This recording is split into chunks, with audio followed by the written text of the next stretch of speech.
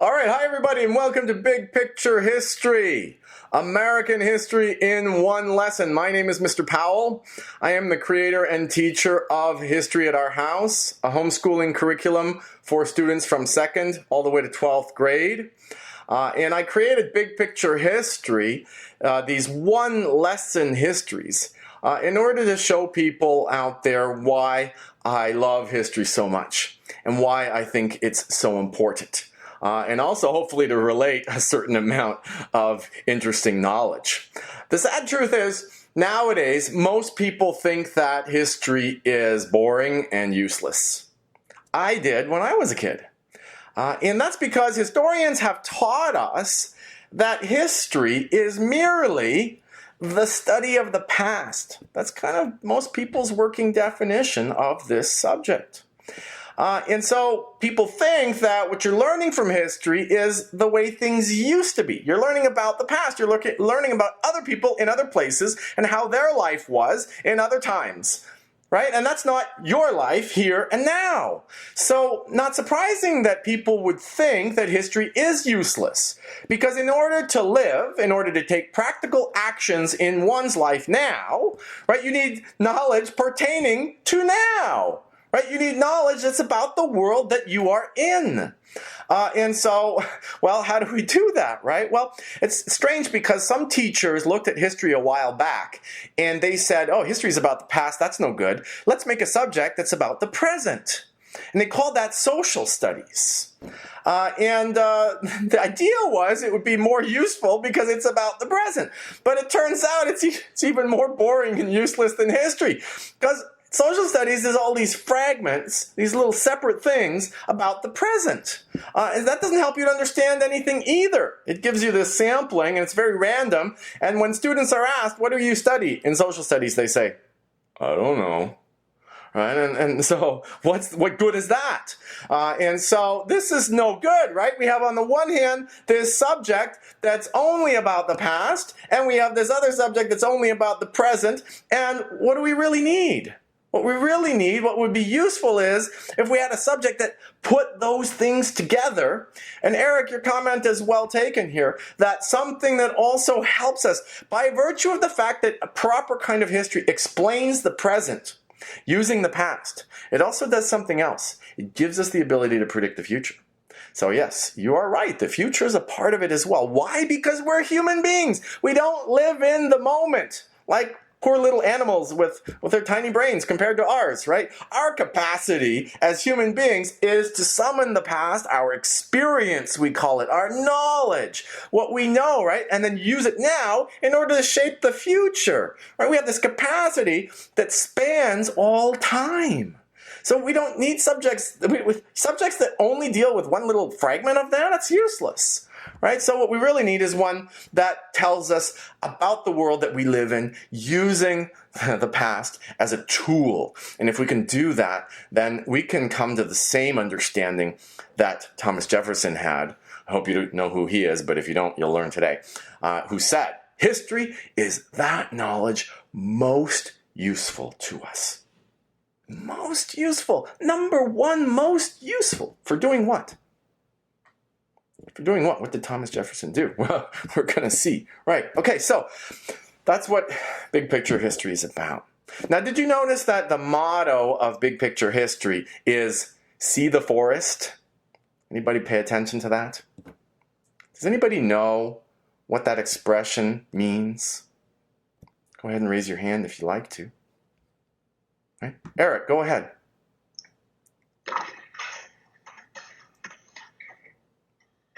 I can hear you. Oh. Well, I see it. I don't know what it means. Oh, you see it, but you're not sure what it means. Okay, very good. All right, well, there's an expression. It goes like this. He can't see the forest for the trees.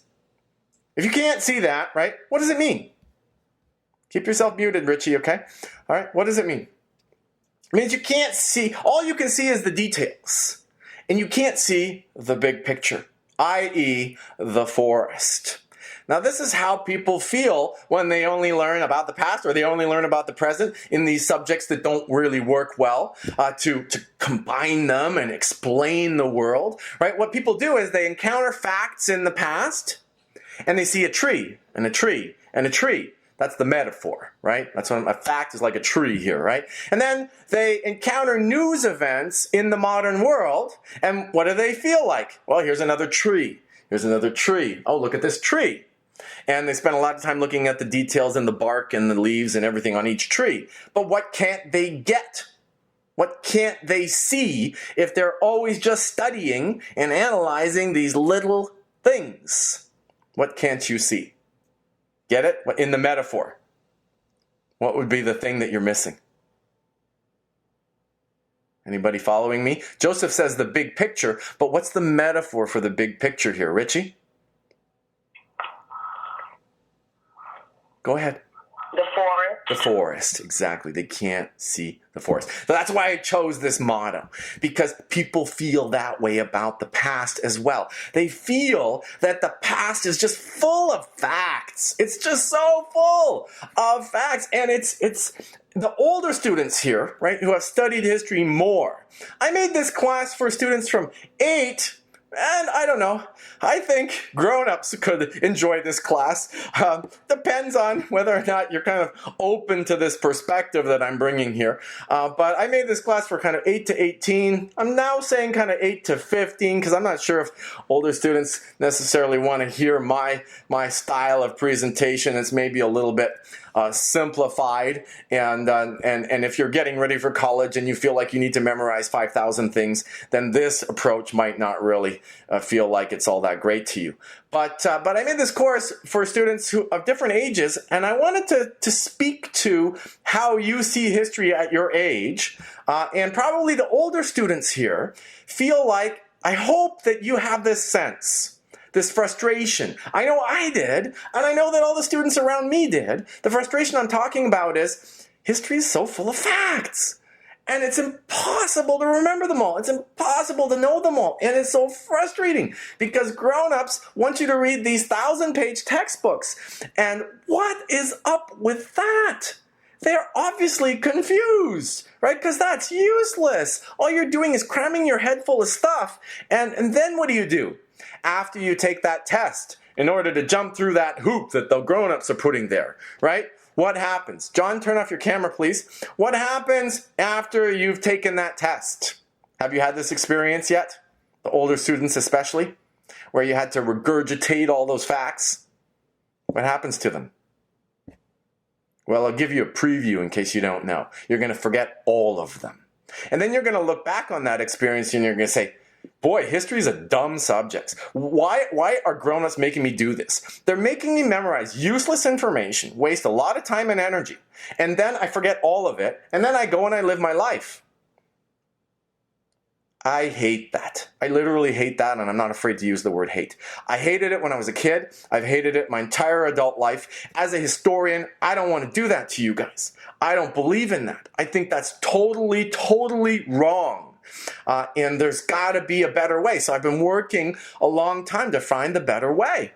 And I finally realized a number of different things along the way as I was teaching history.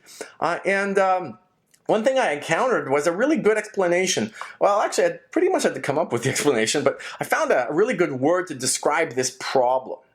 The right vocabulary word can sometimes be very empowering. Have you found that? I hope. I found a word to describe this situation that happens when you have way too much information and you can't process it. The word for that is plethora. Great vocabulary word. Great vocabulary word. Plethora means an overabundance. In other words, way too much stuff. So you're learning history and you keep on running into way too much stuff. And it's very frustrating. Right? So you're going to find actually in this class, some people think to themselves, there's way too little.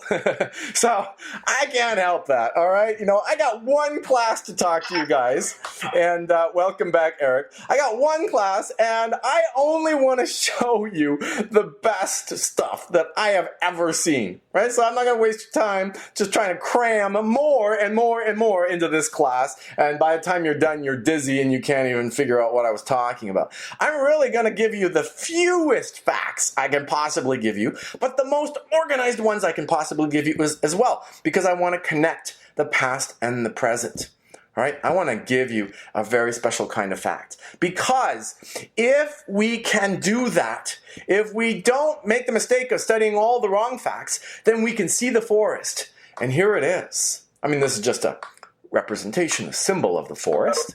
Okay, but the forest out there is this incredible, rich world that we live in. It's amazing.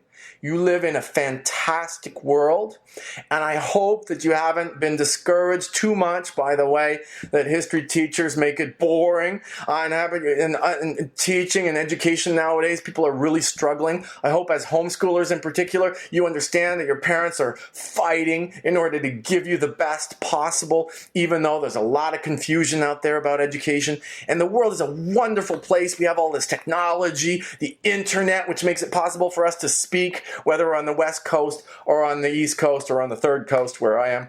And so, right, it's fantastic. It's a fantastic, wonderful, complex world, and I want to show it to you.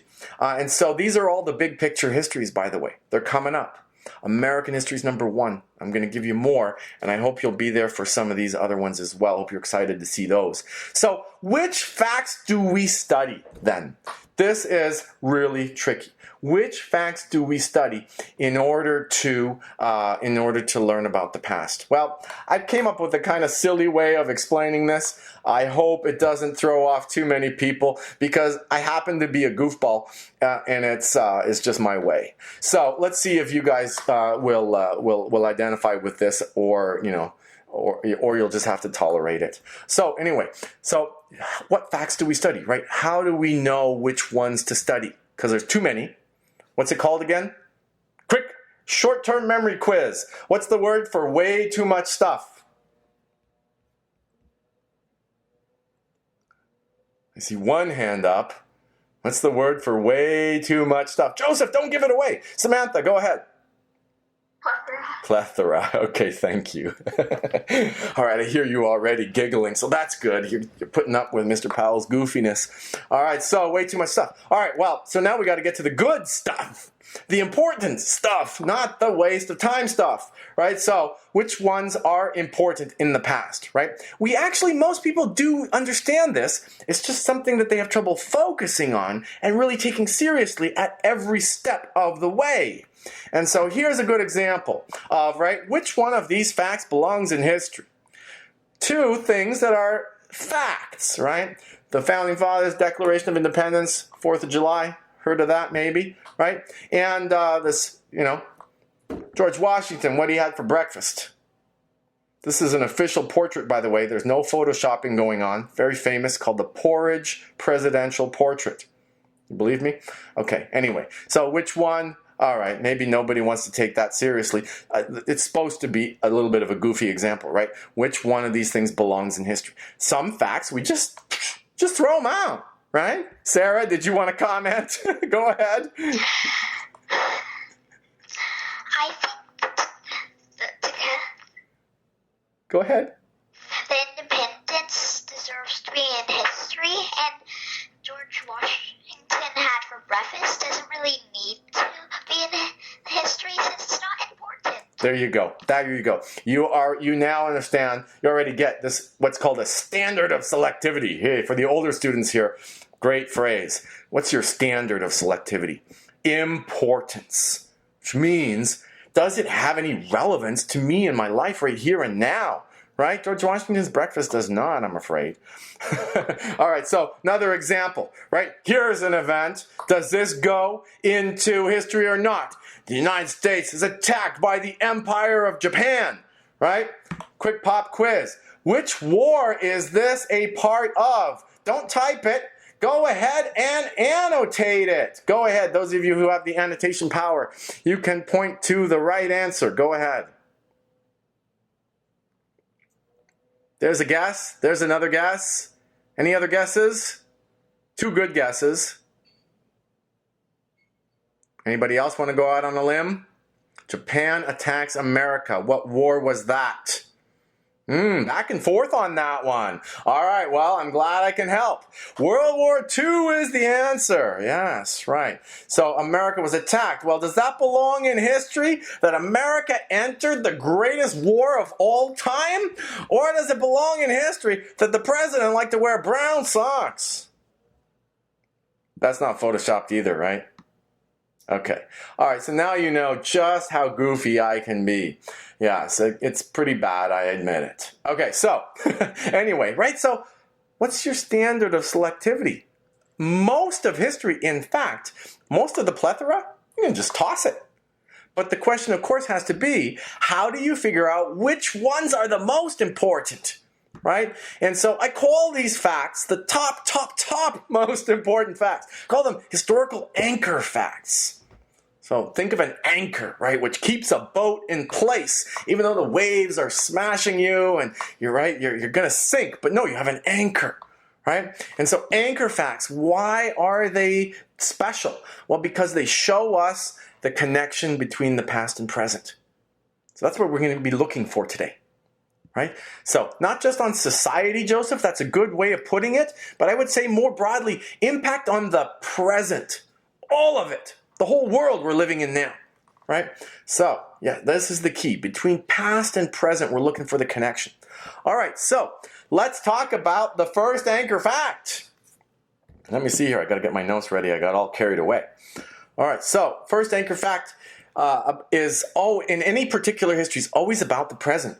What's life like right now? Look around. Go on CNN or Fox News, whatever, right? And look around and see what the world is like. Well, you're going to see this real quick, right? This is our present, right? In 2016, Americans will be voting for a new president.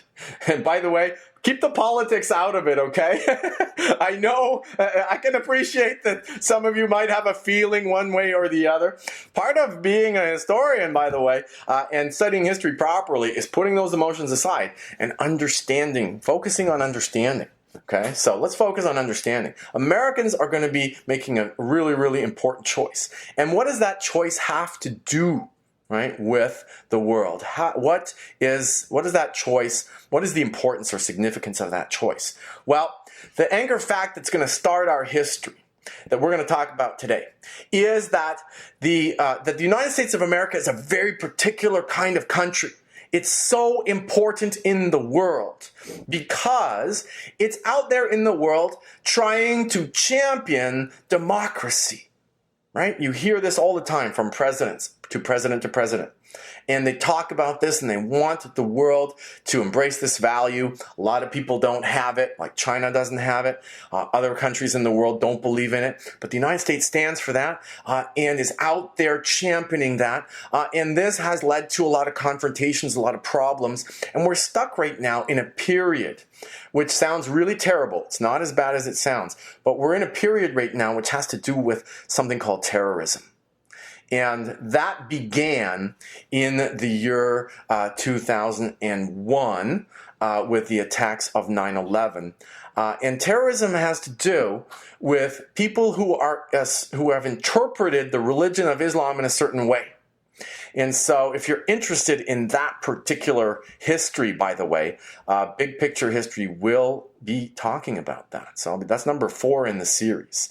And there are people here. Over here in the center, right, we have people praying. Well, that's a common religious activity. And that doesn't hurt anybody. But these people here on the right, they are called jihadists. And they are people who want to use violence in order to try to force other people to accept their religious belief. And yes, specifically those jihadists are guys from ISIS. They are the most infamous jihadists in the world today, but they're just the latest gang. And there's a lot of jihadists out there, and they want to use terrorism to attack people. Why? Well, because look, these guys are walking down the street with their guns, right? But look at what the United States has to bring to bear, right? This stealth bomber can go anywhere in the world, nobody will see it, and blow everything up. And then we've got these aircraft carriers that carry a fleet of ships on a fleet of planes on it's called a fleet, no, an armada of ships, what have you, and drones and computers, and the most powerful country that has ever been more powerful than all the other countries added up. And these poor guys over here, I shouldn't say poor, I don't really feel bad for them. These guys walking around with their guns, right? They can't possibly hurt the U.S. military, right? So what do? What is terrorism? They attack people who are just trying to live their lives, to terrorize them. See, so we have these Twin Towers used to be in New York. I don't know if any of you are old enough to remember them. I certainly do. I went to the top and I love those buildings, and it was very sad for me when they were attacked and these poor people are running away because they're being terrorized because these jihadists want to stop America from promoting democracy. They want to spread only their version of the religion of Islam. And so this is our first anchor fact of American history. It's the one that tells us the most about the way that life is right now. Sad, I know, right? 2001 is really the key anchor fact that shows us that we are in a particular time. And sadly, if you're looking at the news lately, you're probably seeing lots of events. It's really very sad around the world. Turkey and we're in Bangladesh, recently in Orlando and other places, there have been terrorist attacks. It's really sad. The good news is, by the way, that terrorism is a small-scale violent phenomenon. It's not as bad as things used to be. The world used to be a much more dangerous place. But because of the United States, it's a much safer place. So don't get too scared of this whole, terrorism thing. I'll tell you a little bit about how things today really are fantastic by comparison to the way that they were. But mainly, our concern is to ask the question, how did life came to be this way? Okay, this is what history's about, is that we know that we are in a certain place. Right? That's what the "you are here" is, by the way, right? To remind you that we are studying history because we live here, right? And we want to know, how did it get to be like this? And we know that the answer is in the past because cause and effect, right, happens over time. So the things that brought us to now, well, they're in the past. We got to go find them. How did life come to be this way? All right, so let's get the big picture answer. The big picture answer takes us all the way back to the beginning of the story. And so our key anchor fact as well that gives us the framework. So this is the beginning, this is the end, right? The end is the present. The beginning is, where does this country, the United States, even come from? Well, fantastic, right? The 4th of July. Hopefully you enjoyed some fireworks and had a nice time recently. Right? And because the founding fathers got together and they were having some serious problems with their mother country, Great Britain, and Thomas Jefferson and a bunch of other ones, amazing characters, got together and they said, we are going to be independent from that mother country from now on. We have a special idea for what kind of country we want to have, and we're not going to allow the King of Great Britain to force his ideas on us. By the way, does anybody know which one of the characters in this painting is Thomas Jefferson? Raise your hand if you know which one is Thomas Jefferson. Anybody know? Recognize him? John, can you use the pointer and point him out to everybody? Oh, wait, hold on. You've got to raise your hand first. John, go ahead. Wyatt and Hannah, you can try to point him out as well since you raised your hand. No, that's not him. Thomas Jefferson is the guy handing the Declaration of Independence. Yes, way to go, John. Okay, John got it right. Okay, let me turn that off for just a second, and then I'll give you the powers back. Does anybody recognize any of the other founding fathers in this scene? Any other famous-looking founding fathers that you want to point out? Let's see. Go ahead and point to somebody that anybody can do it. Point to somebody that you think you know in this painting. Go ahead and point if you know somebody else. There's at least a couple famous, good-looking guys in there. Okay, Eric, which guy are you pointing to? Madison? I have no idea. Oh, really? Well, why are you pointing then? Okay, you're just confused. Wyatt and Hannah, go ahead.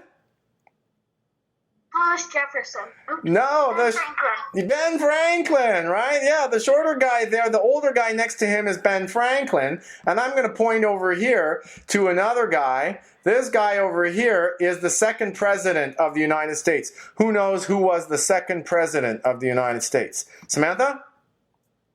John Adams, well done. Okay, good. Okay, cool. Right, so hands down if your hands are up, please. Thank you. All right, so, unless you have a question or comment. And so these are the Founding Fathers. They're declaring independence. From what and why? Who's this guy in yellow? What a nice outfit. Okay, who's the guy in yellow? Anybody know? That's the guy that the mentioned in the Declaration of Independence. Big troublemaker. Eli Weber? King George. George the Third, well done, right? And the guy next to him is Louis XIV of France. He was a big bully as well. And what were these bullies? I mean, kings, basically, is just a name for big bully. Big bullies, and all they did was go to war all the time and try to conquer other people and tax their citizens to death and control them and oppress them. Kings were just, wow, we're past that, right? Because of the Declaration of Independence. That's why we're past it. Because the Founding Fathers wanted to be free of that mess because they wanted individuals to be able to have their own right to life, liberty, and how does that phrase end? What's the third great one in that list? Life, liberty, and Samantha? The pursuit of happiness, exactly, right. So they said every individual has that right. And so, Eric, you are goofier than I am. Watch out, buddy. You're going to get in trouble. Okay, so yes, life, liberty, and the pursuit of happiness. Okay, so how do you do that? How do you be independent? Well, actually, for a second here, I want to ask you guys, first of all, what is independence? What is that? What is your walking, talking definition of independence? Do you have one? This is such a crucial word that you need to have one. This is a non-optional word in life. Sarah, go ahead. Independence is like you're not depending on anyone. Okay. You want to be alone. Okay, all right. Well, okay, be careful. Yeah, right. Dependence and independence, right? Two sides of the same kind of problem. You're on the right track. Maeve, go ahead. Making your own decisions. Oh, that's a good one. That's hugely a part of it, right? So it starts with thinking for yourself. That's the fundamental. And then choosing for yourself, choosing your own values, and acting in the world on your own. That part that you were saying a little bit about, Sarah, as well, right? So yeah, thinking, choosing, acting, right? So John, independence is related to freedom, but it's not the same thing, right? Because you can be free. You guys are free. However, you're still dependents, right? You're depending on your parents in order to support your life, right? And so actually education, by the way, guys, education is all about gaining independence, right? You're amassing all of the knowledge and skills and understanding in order to be able to go out and be grown-ups, so to speak, right? We say grown-ups or independent adults in the world. That's what education is for. Right? So you're trying to become independent. The founders were also trying to become independent, but in another sense, politically, right? In other words, in terms of having freedom. Yeah, so there's a connection, right? It's not the Declaration of Freedom, but it's the Declaration of Independence, and freedom is behind it. That's the reason for independence, right? In order to support what the founders called individual rights. Fantastic. So now, if you're going to be independent, the founders all believed in that. How do you do it in a world full of bullies? Like King George and King Louis and all those guys. They're all these horrible bullies and they're fighting wars all the time. How do you do it? Well, the founders had an answer to that. Their answer was that their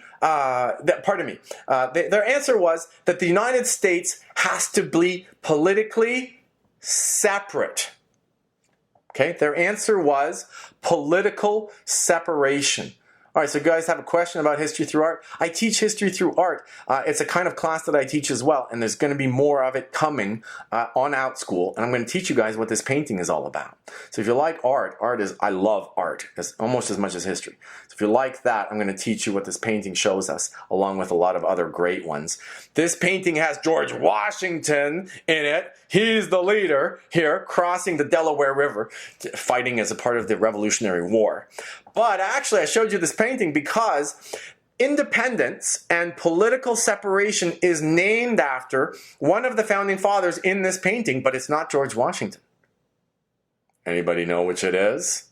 I would be really surprised if anybody here knows which of the other founding fathers is in this painting. Anybody?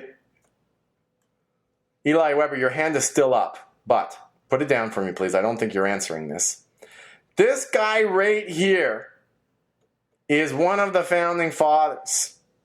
And he was a soldier. I think he was a lieutenant in the attack. And he participated in this and got an honorable mention from George Washington. And his name was James Monroe. Maeve, did you know that? Were you going to say that? I'm sorry, I stole your thunder. His name is James Monroe, and he was the 5th president, and he made an announcement that the United States was going to seek political separation from Europe. And especially Europe, because that's where all the big bullies were back then. Now there's bullies all over the world. But back then, all the biggest bullies were in Europe. So James Monroe said, what America's going to do is stay separate from everybody else, because that's the best way to protect the rights of Americans and live our lives independently and have the freedom that America stands for. Now, that was a great idea. We'll come back to that in a minute here. But the United States, to be independent, let's come back to the idea of independence. To be independent means to think for yourself, to make your own choices, to have your own values, to act in order to support your own life. All right, now, as you become independent, each and every one of you here, right, you're going to be dealing with things that you've been taught by both your parents and other people and teachers and so on, and you're going to have to figure out, did they do a good job? Did they teach you the truth? Did they perhaps mislead you? Were they in error? There are a lot of things that, people are not perfect and they are not omniscient. And so you're going to have to sort out a lot of stuff that you've learned. And you may have to deal with things that you've inherited that are wrong. Almost everybody does. We call that today, psychologists call that baggage. We have to deal with the baggage from the past. And the founding fathers had this problem as well. They independently had to deal with a problem that was really bad, and most people know about it. What was the problem? What did they inherit from Europe, as symbolized by this? Right? What's the institution? Eli Weber? Slaves, or the institution, we call it slavery, right? The practice of slavery. And this is a tough issue in American history, because a lot of people look back on slavery and it makes them really feel bad about America. And I feel sad that happens, because they shouldn't. Because America inherited slavery. And that's like you inheriting money from your parents, or not getting money from your parents. And it has nothing to do with you, right? It has to do with what they gave you, right? It's your inheritance. America inherited slavery from the whole world. Everybody in the world had slavery. Everybody. So America doesn't deserve any criticism for inheriting that from everything, right? What are these? Cadence, go ahead. Pyramids. And who built them? Who did all the hard work? Slaves. Slaves. Very good. Exactly. Slaves in ancient Egypt built all these, seemingly impressive structures, right? 100,000 of them working for 20 years. According to one historian, said that's what it took to build these pyramids, right? Who built all of these famous monuments? The Great Wall of China, the Taj Mahal in India, the Roman Colosseum. Who built all of these, Maeve? Slaves. Okay, right. So slavery was everywhere in every culture, Europe included, Russia. No matter where you look around the world, slavery was a constant everywhere for all time. until it started to be ended. What's that called when slaves are made free? What's the word for that action of freeing the slave? Who knows that crucial vocabulary word for history? Cadence? Go ahead, Cadence. Independent. Well, that's a good word, but that's not the one I'm looking for. Eric? Bribery, but for a serious answer, abolition. Okay, abolition is close. Maeve, what's your word? Oh, I didn't have anything. Oh, okay. Watch out for your hand. Emancipation is the word. Slaves were emancipated, meaning they were made free. They were set free. Okay, you might have heard of the Emancipation Proclamation. Well, it had to do with this awesome character right here. Right? This man was leading the United States in its fight to get rid of slavery. 1861 to 65, the United States had to deal with its inheritance of slavery, which became entrenched. Everybody got accustomed to it. Everybody was used to it. In the South, people were used to having slaves. So it's very sad, and they should have known better. And there were people that wanted to get rid of it, and they were explaining to them that it's wrong, but they didn't believe it because it was something that they had inherited, and everybody in the world did it. So it was hard to get rid of it. It had to come to blows. It had to come to a fight. So in the Civil War, America finally did get rid of slavery. And of course, who's this? Who was the president of the United States at the time, right? Sarah? Lincoln. Okay, couldn't hear. Say one more time. Lincoln. Abraham Lincoln. Very good, exactly. Right? So, because of that, we enter into a new era of what we call civil rights. And this is much more what America is like today. We have the original America, where the Founding Fathers believed in the rights of individuals, but at the same time, they had inherited this problem of slavery. And so, because of the Civil War, we move into a new type of idea. We have what are called in American history civil rights. And we're still in that. We still have this kind of idea in American culture of what we call civil rights. You'll hear about that all the time. And sadly, there are still problems that have to do with people being unfair to each other and mean to each other and so on in different forms.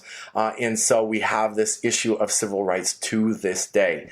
And it's really that begins in the Civil War. So that's one crucial difference in the story of America between how it started and how it is now, that slavery's gone because of the Civil War, and we now have a country of civil rights. The other crucial difference between the original America and the one that we're in now is that it went from being an America that was politically separate from the rest of the world to the one that we're in now, and the America that we live in now is politically entangled with everybody else. And that's my favorite word because George Washington used that word. He said we have to avoid entanglement. Sorry, my light went out there. We have to avoid getting entangled in the affairs of others. But unfortunately, America has not been able to do that. When did Americans start to meddle and intervene in everybody else's affairs? Well, the answer is World War I. When did it change? When did America become this country that wants to spread democracy and try to make everybody else agree with them and so on? So we have this idea in World War I where the president said that Americans should go out into the world and, quote, make the world safe for democracy. This was his really basically commandment to Americans as the president. And Americans went into World War I to do that. And 117,000 of them died doing it. So this is part of why I say to you, the big picture is very valuable to understand because you live in an era of terrorism. But in the attacks of 9/11, 3,000 Americans died. In World War I, President Wilson sent 117,000 Americans to their death. That's a lot more. That's 40 times more people died. So that's huge. And that's just World War I. You know what's coming. Okay, so no wonder Americans after World War I said, we don't want to do that anymore. It's awful, right? We don't want to do that anymore. But then Japan attacked America and forced Americans into World War II. Whew, so that's rough because Americans didn't want to do it. They didn't want to intervene anymore, but they were attacked by Japan, and then Americans invented the atomic bomb and forced Japan's surrender by using the atomic bomb, and Japan was defeated. So we're getting closer to the present, aren't we? Right? We're getting to this, we're getting much, much closer to where we are now. We're getting in a world where America is entangled and in some cases doesn't have a choice about what it's going to do. It's attacked by the Empire of Japan, so it has to retaliate and it has to stand up for itself. That's the job of the American government, is to protect Americans' rights. So when Americans are attacked, the government has to declare war on its enemies and destroy that enemy. So that's what happened in World War II. But how does that get us to now? Well, it's a little bit tricky. How do we get... See, we're getting closer. You can see, right, that we're getting closer to the present. We don't have much to go here. Actually, we only need one more anchor fact, really, to get us to the point where we understand how come we live in an era of terrorism now. We really only have one more anchor fact that we need. So it has to do with kind of understanding the shape of the world and how America became entangled in the area that we call the Middle East. So I'm going to annotate, or actually I'm going to invite you guys to annotate for just a second here. I need you guys to be completely disciplined about whether or not you annotate. So Sarah, put your hand down for the moment. Let's see here, who knows the answer. I need somebody to point to the Empire of Japan, or, well, Japan as it is now.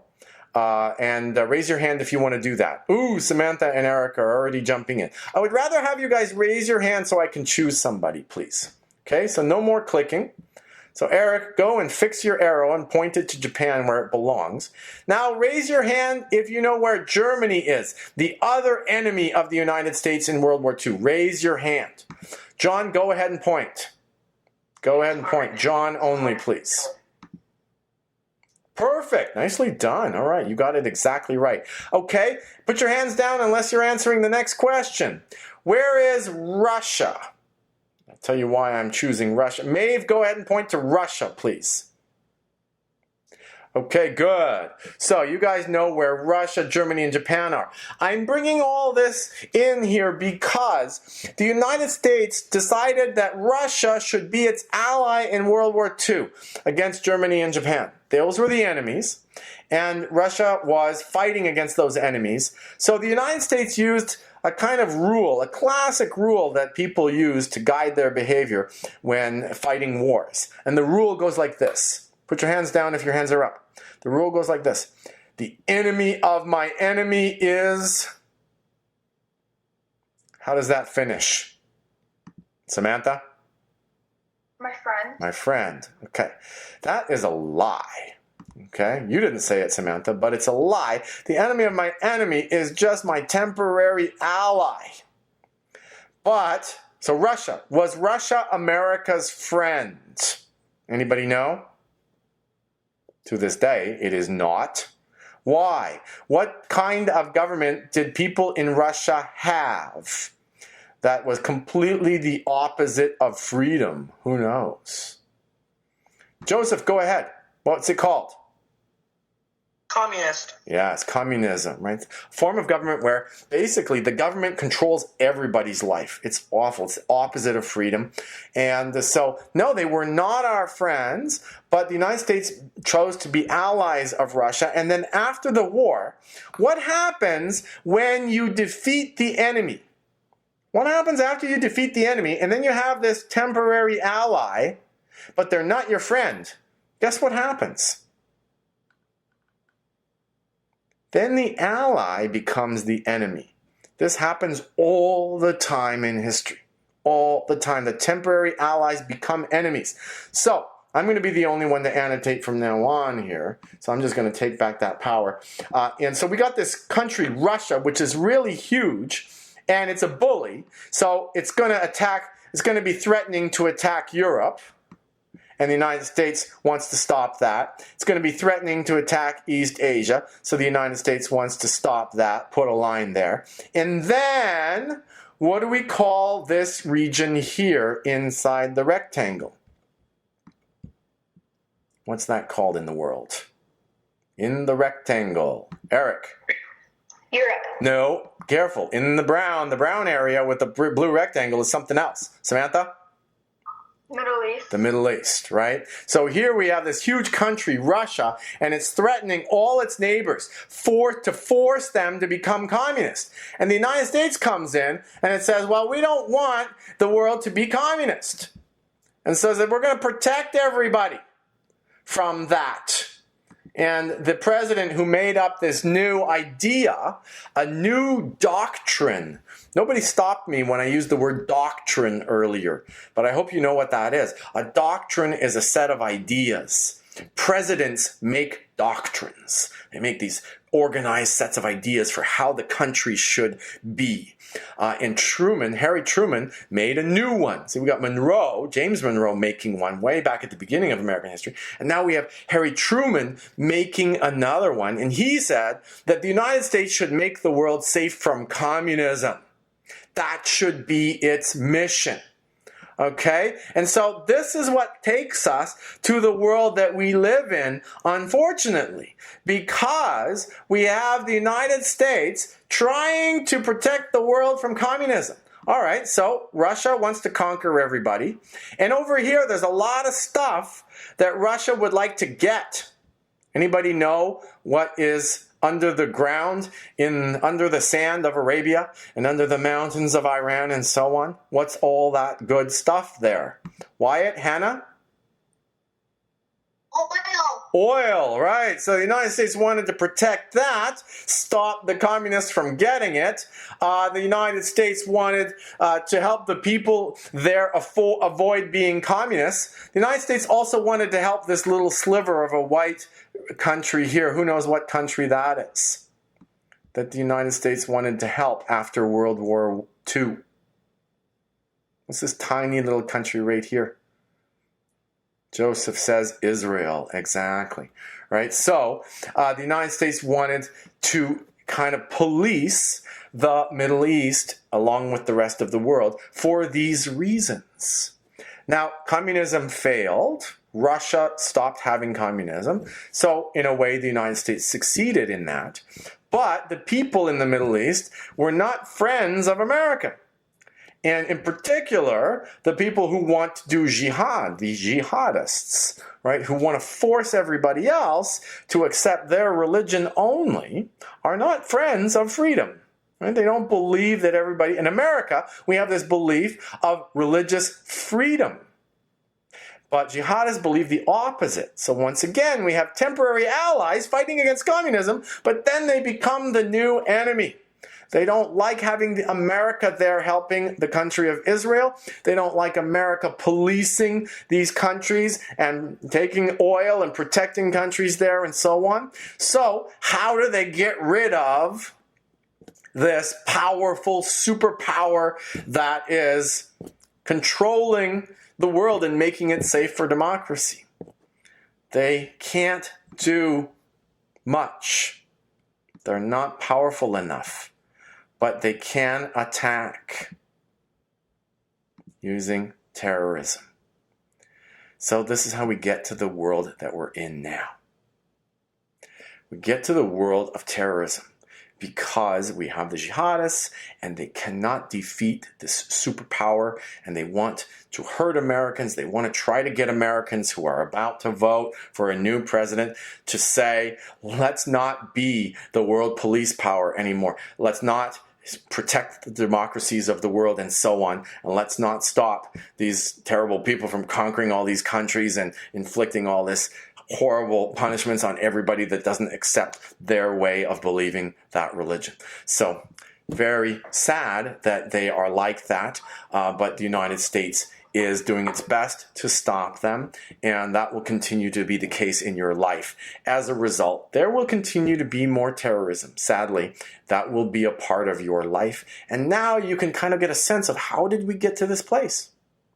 Right? This is where we are. We're in this modern world. Like I said, it's bad, but it's not as bad as things once were. That's the good news, right? Nowhere near as bad as the world wars. Nowhere near as bad as the threat of communism. So in some ways, it's the best. In many ways, this is the best that life has ever been.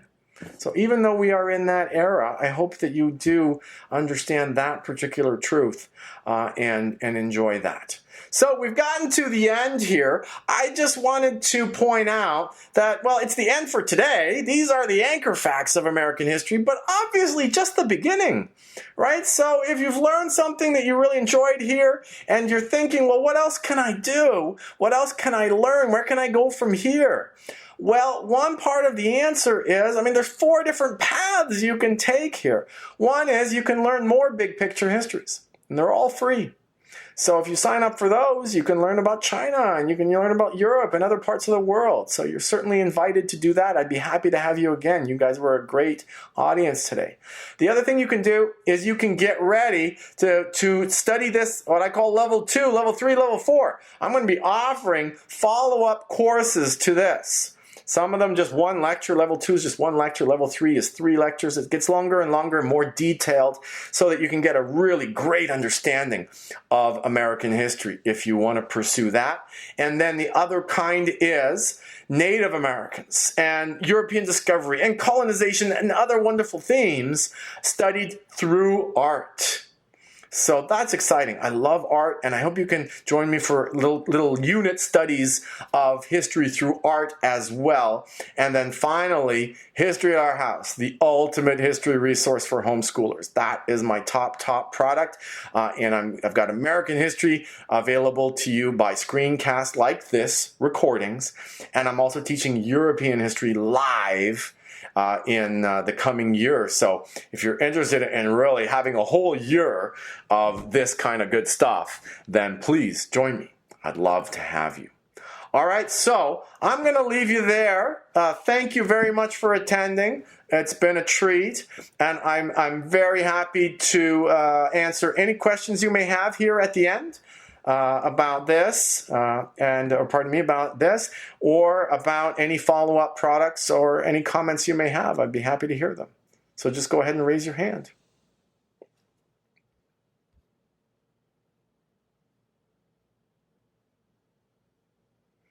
All right. Well, it's been a pleasure. So I think that's going to be it then. Thank you very much, folks.